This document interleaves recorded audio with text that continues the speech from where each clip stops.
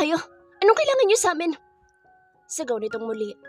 Ito ang masamang epekto ng kape kay Kurt. Nerbiyoso tuloy. Malaki-laki ang makukuha natin sa mga ito. Narinig namin sabi ng driver sabay tawa. Pakawalan niyo na kami. Ibibigay ko sa inyo ang kailangan niyo. Sabi ni Kurt. Much better sana kung ako lang kinuha ng mga ito eh. E di sana, nasentensyahan na mga ito. Napabuntong hininga ko't pumikit na lang muna. Inantok akong bigla. Mahigpit ko lang nayakap si Amira. Naramdaman ko na lang ang pagbigat nito sa braso ko. Nawalan pa ito ng malay sa sobrang takot siguro sa sitwasyon namin. Ito ay kinatatakot ko. Ang madamay ito sa gulo ng buhay ko na meron. Ang tanging nagawa ko na lang ay yakapin ito. Nangako akong poprotektahan ko ito. Huminto ang sasakyan namin sa isang abandonadong gusali. Akmang hihilahin ng mga itong asawa ko ngunit hindi ako pumayag. Bubuhatin ko na lang siya. Don't you dare touch her! Banta ko sa mga ito. Sakto namang nagising ito. Sana tayo? Tanong nito. Alam kong ayaw na ayaw nito iparamdam sa mga taong ito na takot siya. She is doing great actually. Hindi mo kakikitaan ng kahit na konting takot sa mukha nito. Pero sino bang hindi matatakot? Babae pa rin ito. Nakatutok sa amin ang mga barila. Gusto kong ilayo si Amira sa mga ito. Napakabuting babae at asawa ni Amira. Pagdating namin sa loob, nauna pang umupo si Amira sa couch. Gusto kong hilahin ito at sabihin huwag ito lalayo sa akin ngunit nakaupo na ito at parang feel at home pa. Weird girl. Ito bang asawa mo, Kurt? Mukhang maganda. Nakangising sabi ng lalaki. Close kayo? Tanong ni Amira na waring intensyon talagang malaman nito ang magiging tugon ng lalaki. Oo naman. Sa sobrang close nga namin, naging libangan ko na ang huntingin siya. Biro ng lalaki. Hindi tayo close. Huwag kang epal. Sabi ko na umupo na rin sa tabi ni Amira. Inagap ko ang kamay nito at sinulyapan nito. Hindi ka takot? Tanong ko rito. Umiling lang naman ito at nagkabit balikat. Kailangan niyo ba ng pera? Sana nagpunta na lang kayo sa office ko. Biro ko sa mga ito. Nakuha ko pa talagang sabihin iyon. I don't know. Pakiramdam ko kapag katabi ko sa Amira, wala akong dapat na problemahin. Sino nag-utos sa inyo? Tanong ni Amira sabay dampot ng kape at tumikim pa doon. Dumikwatro pa na akala mo'y feel na feel talaga ang iniinom niya. Wala. Sa tingin ko, mga duwag naman kayo. Tsak na may nag-utos sa inyo. Mapang-asar na sabi nito. Wala sabi. Mukhang hindi nagugustuhan ng pinuno ng mga ito ang nakikitang angas sa asawa ko. Kung magpapatuloy ito, baka mapahamak lang kami lalo. Enough. Bulong ko rito. Sino nag-utos sa inyo? Muling ulit nito kaya naman hinampas ng pinuno ang lamesa. Ingrata! Ako ba'y binubuwisit mo? Ha? Sa tingin mo sasabihin ko sa'yo yun? Ha? Finally, kahit hindi mo naman sabihin, malalaman namin yan. It's okay. Nagkabit balikat pa ito at tumayo na. Tara na, Kurt. Ha? Para nag-loading ang utak ko sa sinabi nito. Mukhang ginagawang joke lang ni Amira ang kidnapping na naganap. Ngayon ay nakatutok na ang baril ng mga tauhan sa amin ni Amira. Kung ako binabalot ng takot ang buo ko sistema para sa asawa, ito na may nagawa pang tumawa. Humakbang itong palapit sa lalaki na hindi naman kumilos. May ibinulong ito roon na waring dahilan para matulala ito. Tara na, sabi pa ni Amira. Humakbang ako palapit sa pinuno nila. Pagtapa ko pa lang sa gusaling ito at pagkakita ko sa pinuno nila, at is na ako. Hindi ko na aalalahanin pa si Kurt. Mukhang gusto ko makita ni Tina. Bulong ko rito. As expected, takot na takot ito sa dalaga. Sa totoo lang, naisabit lang ang lalaking ito sa isa sa mga misyon ni Tina noon. Sa sobrang takot nito ay nagmakaawa itong tulungan ko siya. Kitang-kita sa mukha nito ang pagkabahag ng buntot. Tinapi ko pa ang balikat nito, sabay ngiti. Tara na.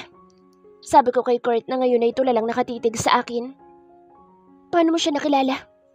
Paano mo nakilala si Pagbanggit pa lang nito sa pangalan ng dalaga ay takot na. Paano pa kaya kung magkaharap ang mga ito? Tropa kami nun. Kainuman ko siya sa kanto. Pabirong sabi ko rito. Sa sobrang panghihina nito ay napaupo pa ito sa pwesto nito kanina. Ihatid niyo kami. Ayoko maglakad. Sabi ko sa isa. Sa nakitang takot nito sa amo nito, mabilis nitong iniabot sa akin ang susi. Sayang naman, ayaw nila kaming ipagmaneho. Pero kininditan ko pa ito at inihagis kay Court and Susie para ito na magmaneho. What the hell happened? Who are you? Natigilan ako sa pagsusuot ng seatbelt.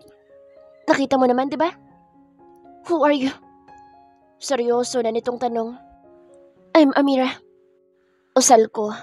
Siguro kung nakarinig ng pangalan ko iyon ay yung mga unang target ko, baka napaihipa sa short nila. But Kurt is different. Hindi nito alam kung sino ba talaga ako. Hindi nito alam kung ano ang kaya kong gawin. Ngumiti na lang ako rito. Ayaw mo mag-drive? Parang natauhan ito at mabilis nang nagmaneho. Binalikan namin ang area kung saan kami hinarang ng mga kidnappers.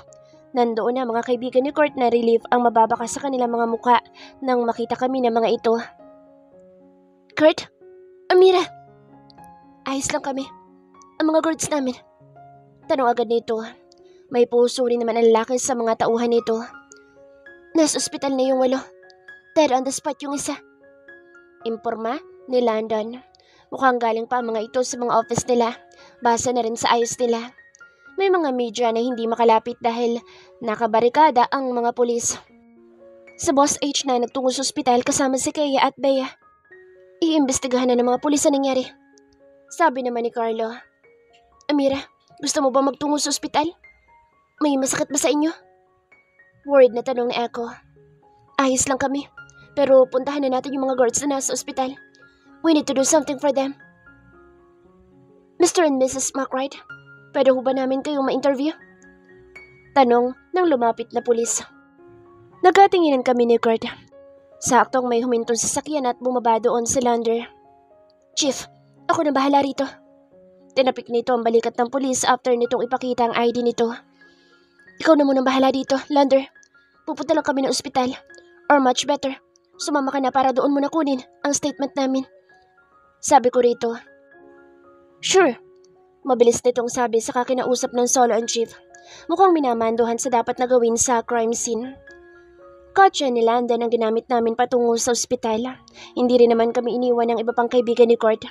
Kasama namin sila sa ospital upang tiyakin na magiging mabuti ang kalagayan ng mga tauhan na nasaktan dahil sa nangyari. Mauna na kayong pumasok. May tatawagan lang ako. Sabi ko sa mga ito. Itinuro ko naman mga guards ng mga kaibigan nito na nasa paligid lang dahil tiyak kong hindi ito papayag. Fine. Bilisan mo lang ha. Bili nito. Hinalikan pa ako sa noo at saka sila pumasok sa malaking private room kung nasaan ang mga sugatang tauhan. Tinawagan ko si Tina. Tiyak na may makukuha itong clue sa taong nag-utos sa duwag na grupong nanambang sa amin kanina. Ako nang bahala. Tugon ni Tina nang sabihin ko dito na kailangan ko ng tulong sa taong iyon. Hindi lang naman si Kurt ang may kaibigan na maaasahan. Ako rin. Marami akong kaibigan na tiyak kong mas malupit kaysa sa kanilang magkakaibigan. Thank you, T. Sabi ko rito at ibinaba na ang tawag. Napubuntong hininga ko. Minsan nakakapagod ding mag-inerteng mahina. Sa totoo lang, sa kama lang naman ako nauubusan ng lakas.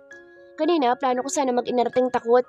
Kaso na makita ko kung sino mga dumukot sa amin, ay tinamad na akong umarte. Nagpaka-cool na lang ako. Papasok na sana ako patungo sa silid ng tumunog ang cellphone ko. It's Kendra. Kaya naman sinagot ko agad ang tawag nito. Kendra?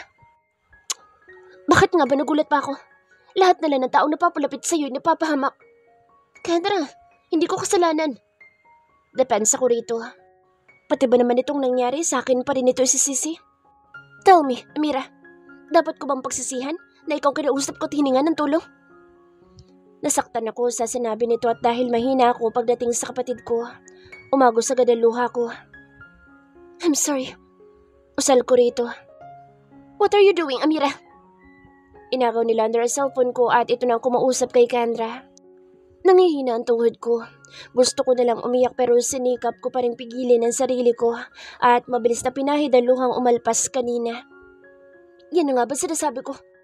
Paulit-ulit ka lang niyang sisisihin sa kasalanang hindi mo naman ginawa. Ano ba, Amira? Inis na inis ang ekspresyon ng muka ni Lander na kinabig akong payakap dito. Nangihina ako. Gusto ko munang huminga. Ang sikip-sikip ng dibdib ko. Amira, ilayo mo muna ako. Nakikiusap na sabi ko rito. Hindi ko na kailangan pa mag-ulit ng salita. Hinilanan niya akong palayo sa lugar na iyon. Dinala niya ako sa rooftop. Hanggang kailan mo sasaluhin yun, Sisi Amira? Kasalanan ko naman kasi talaga. Ang hindi ko lang matanggap parang sa lahat na lang ng gawin ko, mali pa rin. Hindi mo kasalanan, sabi ni Lander. Kasalanan ko kung bakit napahamak si Kendra. Kung bakit nangyari yun. Kung hindi ako tumakas sa mansyon, kung hindi sumunod si Kendra, hindi sana dinanas ng kapatid ko yun. Hindi ikaw. Yung mga taong gumawa nun ang dapat na sinisisi mo. Hindi sapat ang sisi para sa kanila. Papatayin ko sila, Lander. Pagbabayarin ko sila sa ginawa nila sa kapatid ko. Bumuhos na masaganang luha sa mga mata ko. Pati ba yung lalaking sinasabi mong humalay kay Kendra? Kasama ba siya sa pagbabayarin mo? O exempted siya dahil wala siya sa tamang pag-iisip ng mga oras na iyon? Natigilan ako at hindi agad nakasagot. Kahit naging instrumento siya, hindi pa rin tamang idamay siya. Sabi ko sabay taliko dito. Napabuntong hininga na lang si Lander sa naging tugon ko at kinabig akong muli at mahigpit nitong niyakap. Hinayaan ko lang ito na yakapin ako. Si Lander lang naman ang isa sa comfort zone ko. Kahit saglit lang, kailangan ko ng masasandalan. Amira, sandali. Mapapagalitan ka ni Daddy sa gagawin mo. Humabol ito at lumusot din sa butas na dinaanan ko para makarating dito sa bakanteng lote katabi ng bahay namin. Hindi iyon halata dahil may halamang sadya kong itinanim roon para matakpan at hindi mahalata ang butas. Bumalik ka na roon, Kendra. Kapag hinanap ako ni Daddy, sabihin mo hindi mo alam. Dali na. Utos ko rito habang pinapagpaganan ko pasing maong na suot. Ngunit hindi ito nakinig. No, mag-aalala ko lalo. Saan ka ba pupunta? Sasamahan na lang kita. Kung titingnan kaming dalawa, mas mapagkakamalan talaga itong anak ng may-ari ng mansyon na nasa likuran namin. Kahit 15 anyos lang ito ay dalagan-dalaga ng manamit. Habang ako mukhang gusgusin sa itsura at pormahan. Kendra, may pupuntahan lang ako. Bumalik ka na roon. Pupuntahan ko si Mommy. Nalaman ko may sakit ito. Dahil bakasyon, nandito ako sa poder ni Daddy. Usapan na kasi na magulang ko iyon. Ayos lang naman sa akin pero dahil sa nalaman ko, gusto ko makita ang mommy ko. Tiyak na hindi papayag si Daddy kaya heto ko ngayon. 10 years old ako na maghiwalay ang magulang ko. Na totally nagkaroon ng annulment. Kasal pa rin sila pero magkaiba na ng bahay. Sinama ako ni Mom nang umalis ito. Ilang buwan pagkatapos ay inuwi ni Dad sa beach, Tita Zafreya. I hate that woman pero minahal ko naman at itunuring na kapatid si Kendra. Sama ako, sabi nito na may buong diin sa tinig. Napabuntong hininga ako. Kapag nagtagal pa ako rito at napansin ng mga bantay na wala ako, tiyak naroronda ang mga ito at tiyak na aabot sila sa lugar na ito. Kaya kailangan ko nang makaalis. Bahala ka nga, sabi ko na give up na sa kakulitan nito. Tatawid kami sa kabilang kalsada para dumaan sa skinita palabas ng subdivision. Pero hindi pa man kami nakakatawid, may huminto ng itim na van at mabilis na bumukas ang pinto at bumaba ang mga lalaking nakabonet at pwersahan kaming isinakay roon ng kapatid ko. Nilukob ng takot ang mga puso namin. Pinaupo kami sa gitna habang may nakatutok na baril sa mga ulo namin. Daddy! Umiiyak na tawag namin ni Kendra. Niyakap ko siya dahil sa sobrang takot. Bakit kailangan po mangyari ito? Sino ba sila?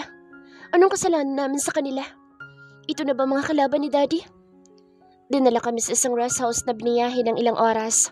Nakaposes kami at karay-karay ng 2 lalaki. Ipinasok sa isang silid na walang kagamit-gamit. Takot na magkatabing naupo sa isang gilid. Hindi lang kami ni Kendra ang tao roon. May lalaki rin pamilyar ang mukha sa akin. Parang nakita ko na ito pero hindi ko lang maalala kung saan kami nakita. Sa takot ni Kendra ay hindi man lang ito dumidilat. Dama ko rin ang tensyon sa katawan nito. Ano nang gagawin natin, Amira? Tanong ni Kendra na nanginginig sa takot. Niyakap ko ito. Hindi ko rin alam. Nakapikit lang ito at hindi tinitingnan ng paligid nito dahil sa nadaraman takot. Bakit dalawa ito? Mga tanga, sabi ko yung anak lang ni Don Kito. Pumasok sa silid ang isang lalaki na galit na galit. Humakbang ito sa lalaking nasa kabilang gilid. Nagpumiglas sa lalaki pero nang hawakan ito ng 2 panlalaking armado, wala na itong nagawa. Nang ilabas na mukhang boss ang syringe at itinarak iyon sa leeg nito. Lumapit na lalaking nakaputi at persahang hinila si Kendra. Basta nalang nilagyan ng piring sa matang kapatid ko. Anong gagawin niyo? Sandali, wag! Sagaw ko sa mga ito. Takot na takot kaming pareho ni Kendra. Iyak ito ng iyak at pilit na nagpupumiglas. Boss, ito yung anak ni Don Quito. Sabi na lalaki sabay tulak kay Kendra dahilan para bumagsak ito sa gitnang parte ng silid. Sino naman yung isa? Tanong ng boss dito. Mukhang alalay lang nitong batang ito. Nagtawa na ng mga ito. Muli nitong hinawakan si Kendra. Wag! Hindi siya! Nagpumilit akong lapitan ng kapatid ko ngunit tinawakan ako ng lalaki na may hawak na baril at itinutok sa ulo ko iyon. Bahagyang nalilis ang piring ni Kendra. Nakita nito ang ginawa ng lalaki kaya mabilis itong umiling sa akin. Wala akong magawa para rito. Gusto kong sabihin na ako ang anak ni Daddy pero umiling si Kendra. Pero sa ang hinubad na isang lalaki ang panloob ni Kendra. Madali lang nilang nagawa iyon dahil nakabestida ito. Kahit magsasigaw ito, walang nakikinig. Habang ang bihag na lalaki pilit na inilapit sa kapatid ko. Blanco ang ekspresyon ng mukha nito dahil sa gamot na itinusok rito. Para itong robot, kumikilos ayon sa iniuutos. I shouted and even begged them to stop pero hindi sila nakinig. At sa harap ko, inabuso na lalaking wala sa sarili ang katawan ng kapatid ko. Please, it's just a nightmare. Lasingin niyo na po ako. Please. Usal ko na unti-unting nawala ng lakas.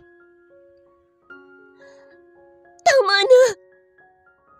Napabalikos ako ng bangon na takot na iginala ang paningin ko. Pamilyar ang lugar na ito. Saktong bumukas ang pinto at ang nakangiting mukha ni Celine ang bumungad sa akin. Pero agad ding nawala iyon nang mapansin ang ayos ko. Nightmares? Agad na lumapit ito at iniabot sa akin ang hawak nitong baso. Nanginginig pa ang kamay ko na tinanggap ko iyon. Dinala ka ni Lander dito kanina. Umalis siya saglit. Bumalik sa ospital. May trabaho pa raw kasi siya. Tiyak ng statement ni Kurt ang babalikan nito roon. Pasensya na kung nakaabala ko. Sabi ko dito na bahagya ng kumalma. Amira. Napatitig ako rito nang malungkot itong bigkasin ang pangalan ko. Pero mabilis nang itinago ang lungkot na iyon at ngumiti sa akin. Nagugutom ka ba? Pwede kitang Hindi na kailangan. Best friend ka ni Lander. Gusto ko maging kaibigan mga malapit sa lalaki. Mahal mo? Tanong ko rito. Natigilan ito at mabilis na umiling. Wala namang masama kung aamin ka. Sigaw naman si Lander. Malay mo ikaw magyarason na magbago na yung best friend kong iyon. Malabo yan. Kapag inamin ko sa kanya na mahal ko na siya, game over na. Tiyak na hindi ko na siya makikita o makakasama pa. Sabi nito na nag-iwas ng tingin at pilit ng ngumiti. Ano ba ikinatatakot mo pa? Sumugal ka na sa ganitong setup. Lubos-lubusin mo na. Natigilan nito pero nauwi sa tawa ang shock sa mukha nito. Seryoso ka dyan? Para ko ng kapatid si Lander. Kalahating bastos, kalahating gago. Pero pagdating sa mga taong hinahayaan niyang pumasok sa buhay niya, hindi yan maglalaan ng oras kung walang puwang sa puso niya. How I wish na napasok ko na nga ang puso niya. Pero ipinabibigay ni Lander sa'yo. I think, pina-check up ka niya kanina after mong mahimatay. Natigilan ako. Tumayo ito at kinuha iyon na nakapatong sa cabinet. Nakasealed pa iyon. Sa lubong ang kilay na tinitigan ko lang. Napansin yata nitong reaksyon ko. Silabas muna ako. Tuwagin mo lang ako kung may kailangan ka. I can sense na mabait naman si Celine. Gago lang talaga si Lander. Muling nakuha ng hawak kong result ang tingin ko. Saka marahang binuksan iyon at kinuha ang papel at pinasadahan ng basa iyon. Sa lubong ang kilay na tinitigan kong muli iyon at marahang binasa. Gago. Legit? Dali-daling tumayo ko at halos patakbong tinungo ang pinto. Nagtaka patuloy sa Celine na makita ko nagmamadali. Aalis ka na? Nagbilin si Lander na manatili ka muna rito. Sabi nito. Celine, may importante lang akong pupuntahan. Ako nang bahala magpaliwanag kay Lander. I need to pahiram ng sakyan. Natigilan si Celine at napakamot sa ulo ngunit kumilos din ito at kinuha ang car key. Sabay abot sa akin. Ingat ka. Sabi nito na mabilis ko naman tinanguan. Mabuti na lang din, napansin ko ang bag ko na nasa couch. Dinampot ko agad iyon at lakad-takbo ng nilisan ng kondo ni Lander. Hindi naman ako nahirapang hanapin ng sasakyan ni Celine dahil mag-isa lang iyon sa parking lot pagdating ko. Sinubukan kong tawagan si Tori. Natotorete kasi ang utak ko ngayon. Kailangan ko ng taong mag-guide sa akin ngayon. Tori, I'm listening. Sabi nito, I need you. Samahan mo ako. Nasa boses ko ang urgency at para ako nalalamig sa sobrang takot. Don't turn off your phone para mas madali kitang malocate. Sabi nito. Inilapag ko ang cellphone ko sa passenger seat. Inihabol ko na rin ang location na pupuntahan ko ngayon. Mahigpit ang hawak sa manibela. Gusto ko munang pakalmahin ang sarili ko. Ayokong makapatay sa ganitong estado ko. Nanggigigil ako. Gusto kong manakala. Pagbaba ko sa parking lot, hindi na kinailangan pa maghintay. Nandoon na si Tori at nakasandal sa kanyang motor. Ayos ka lang? Sinalubong pa ako nito at inalalayan. Hindi ako ayos. Baka makapatay ako ngayon, Tori. Gigil na sabi ko at nagpatiuna ng pumasok sa klinik kung saan kami nagpunta ni Kurt noon. Nandilim ang paningin ko. Parang binabalot ang isip ko ng dugo. Kalma. Bili nito nang pumasok kami sa klinik at hindi man lang nag-abalang kumatok. Nagulat pa ang babaeng nandoon sa bigla namin pagpasok. Mrs. McWright? Takot na bigkas nito. Tiyak na may ideya na ito sa pagpunta ko sa lugar na ito. Ibinagsak ko sa harapan niya ang papel na resulta ng test sa akin sa ospital. Ako ba ginagago niyo? Tanong ko na humakbang palapit at hinaklit ang leeg nito. Kalma, bawal magkalat. Pipito-pitong sabi ni Tori. Halos maihina sa takot ang babae sa nakikita nitong galit sa ekspresyon ng mukha ko. Dapat lang siyang matakot dahil sa katangahang ginawa nito. Marami sa plano ko ang masisira. Bakit? Paano nangyari ito? Sumagot ka! Malakas kong sigaw. Sorry po. Takot na sagot nito. Nanginginig pa ang kamay nito. Sorry? Sorry? Binitawan ko ang leg nito at malakas siyang sinampal. Sinabi ko na sa inyo, hindi ako mabait. Amira! Tawag ni Tori sa akin. Tiyak na ayaw lang ni Tori ng kalat kaya naman hinila ko ang babae patungo sa couch at malakas siyang itinulak doon. Sino ang nag-utos sa'yo na lilangin ako? Tell me! Hindi ko po alam. Humihikbing tugon nito. Napasiksik pa sa couch sa sobrang paghahangad na makalayo sa akin. Hindi mo alam? Gago ka ba? Lower your voice. Bilin ulit ni Tori. Sino? Habang kalmado pa ako. Hindi naman po kayo mukhang kalmado. Natuwa si Tori sa naging tugon ng babae. Masama naman ang naging tingin ko dito. Mukha ba ako nakikipagbiruan sa'yo? Ayaw mo sabihin? Tumayo ako at lumapit sa cabinet kung saan kapantay lang ng bewang ko ang taas. Namili sa mga bagay na nakalapag doon ang pwede ko magamit. Dinampot ko ang maliit na gunting. Hindi ko alam ang pinaka-purpose pero nakakaputol naman kaya tiyak ko magagamit ko sa babae. Total, ayaw mo naman magsalita. Putulin na lang natin yan. Takot na umiling ito. Huwag po. Alam mo, maiksi lang ang pasensya ko. Dalawa lang ang pagpipilian mo. Magsasalita ka? O puputulin ko yung dila mo? Mariing sabi ko rito. Mabilis na lumapit at mahigpit na hinawakan ng panga nito. Sino ang nag-utos sa'yo na lilangin ako? Sumagot ka! Tiyak na mag-iiwan na marka ang mahigpit na pagpisil ko sa panga niya. Kung sino man na nasa likod nito, gustong gusto kong itarak sa kanya ang gunting na hawak ko. Yung mami po ni Sir Kurt. What? Alam niyo po kasi pupunta kayo rito. Kinausap niyo po ako at binayaran. Naisip niya po kasi na baka hindi ka sumunod sa plano nila. Nangihinam, binitawan ko ang babae. Lumapit na si Tori at bahagya akong inilayo sa doktora. Oras na ipagkalat mo nalaman mo at nangyari ngayong araw na ito. Makikita mo ang pagmumukha ko rito. Ako mismo ang magtutumba sa'yo. Takot na sunod-sunod itong tumango. Gusto kong magwala pero mabuti na lang at napigil ko pa ang sarili ko. Hinila na akong palabas ni Tori. Nang makarating kami sa parking lot, inabutan na namin doon si Tina at isa pa sa kasamahan namin. Pinagbuksan ako ni Tori ng backseat. Nanghihina ako lumula ng sakyan. Inihagis naman ni Tori sa kasama ni Tina ang susi ng motor. Si Tina ang nasa driver's seat at si Tori sa passenger seat. Seatbelt please. Nalulumong sinunod ko si Tina. Saan tayo? Tanong ni Tori sa akin. Kay Lady A, please. Sabi ko na waring mauubusan na ng lakas. Tumango naman ang mga ito at mabilis na pinatakbo ang sasakyan. Akala ko maayos ang plano ko pero may mas gago pa rin pala na naunahan ako. Amira, kailangan ko lang marinig ang opinyon ni Lady A sa sitwasyon ko ngayon. Hinang-hina pa rin napahaplos ako sa akin tiyan. Langya ka talaga, Kurt. Isama pa yung nanay mo. Ayos lang ako. Huwag mo kong alalahanin dito. Ikaw ang mag-iingat dyan, babe. May bakasyon ako ng 3 weeks. Punta ka rito? Malawak na ang ngiti ni Kendra nang malamang ayos lang ako. Napangiti na rin ako at mabilis na tumango. Aayusin ko lang yung mga dapat gawin dito. Pupuntahan kita agad dyan. I love you, babe. I love you too.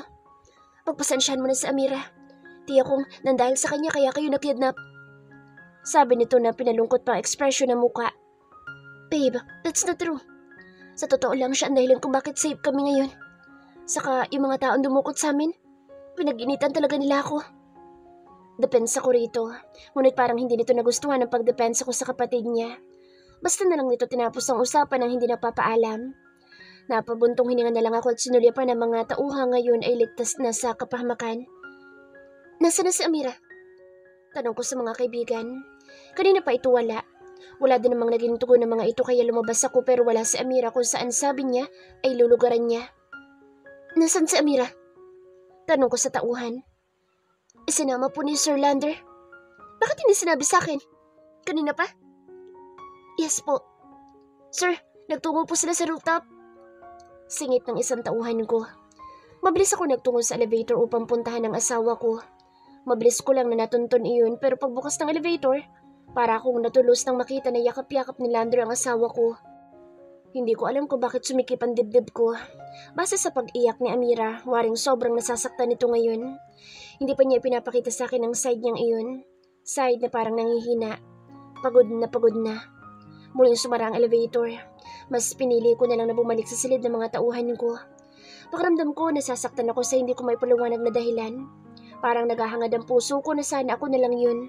Ako na lang ang gawin itong sandalan nito sa panahong mahina ito. Dude, are you okay?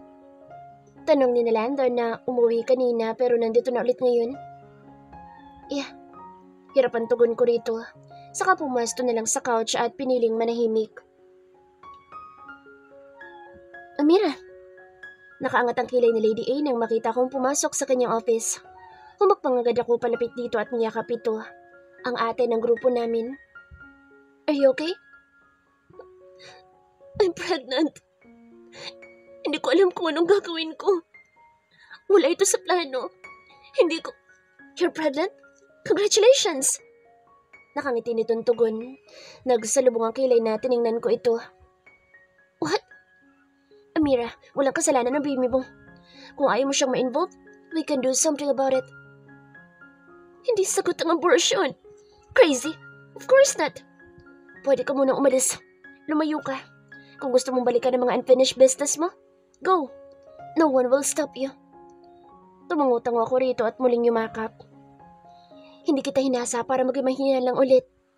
Hindi kita huhusgahan sa ginawa mo sa pagsang-ayon mo sa plano nila pero ang hindi ko magugustuhan ay yung makita kang wasak ulit. Tumatango-tango ako rito. Kung inaalala mo yung mga trabaho na iniatang ko sa'yo, nandiyan ang mga kaibigan mo para gawin iyon.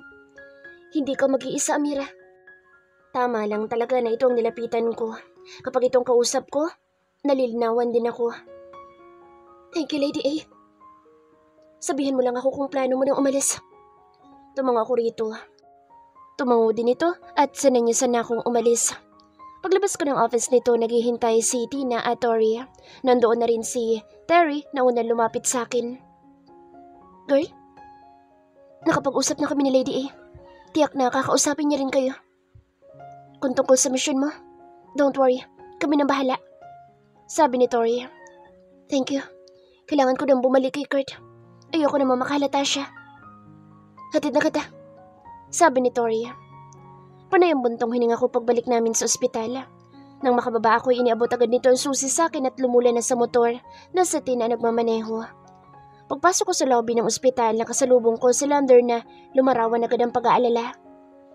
Dapat nagpapahinga ka ngayon. Sabi nito na inalalayan ako. Ayos na ako. Kailangan kong puntahan ng asawa ko. Sasabihin mo ba sa kanya? Tanong ni Lander. Mabilis akong umiling. Ilihim mo ito, Lander. Kakausapin na lang kita sa susunod kong plano. Ito nga pala yung car key ni Celine. Nasa parking lot yung sasakyan niya. Ayos lang ako. Huwag niyo na ako masyadong alalahanin. Tinapik ko ang balikat nito at nilampasan na siya. Tinungo ko ang daan patungo sa private room kung saan nandoon si Kurt. Sinulubong ako ng mga guards at sinamahan patungo sa silida. Inabutan kong mukhang nagpapaalam na ang mga kaibigan nito. May mga kaanak na rin ang mga tauhan nito na nandoon. Kurt! Kuha ko sa atensyon nito. Relief ang nakita ko sa ekspresyon ng mukha nito nang makita ako. Agad ako lumapit dito at nginitaan nito.